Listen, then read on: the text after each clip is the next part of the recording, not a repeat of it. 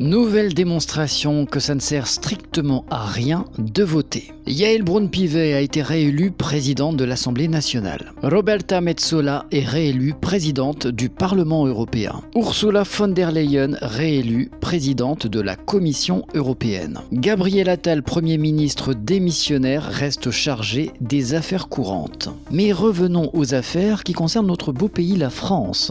Hier, 18 juillet, Yaël Braun-Pivet a été réélue présidente de l'Assemblée en récoltant 220 voix. Le communiste André Chassaigne, représentant du Nouveau Front Populaire, a lui obtenu 207 voix. Mediapart révèle que Yaël Braun-Pivet a été réélue présidente grâce à un deal avec le groupe Les Républicains. Devancée par la gauche au premier puis au deuxième tour, la candidate du camp présidentiel a profité du ralliement de la droite LR et du groupe Lyotte pour se faire réélire au perchoir. André Chassaigne affirme que les Républicains ont voté pour Yaël Braun-Pivet en échange de postes à responsabilité. Il y a quelques jours à peine, la presse révélait une entente tacite avec l'ERN et Yaël Braun-Pivet. Bien sûr, cette dernière et son entourage ont démenti en dénonçant une polémique nauséabonde. Pour la gauche, mais pas que, il y a quelque chose qui est plus que contestable dans une démocratie, ce sont les voix des ministres démissionnaires. Ouest France expliquait en début de semaine que le gouvernement Attal allait prendre quelques libertés avec la Constitution.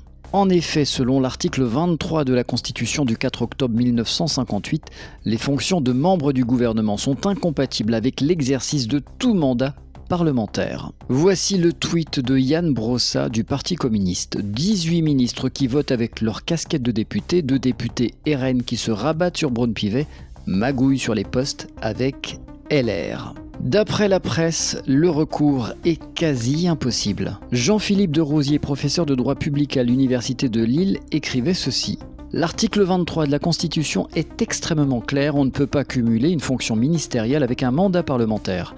On a toujours un gouvernement, Gabriel Attal est Premier ministre, et il n'est pas supposé pouvoir voter demain.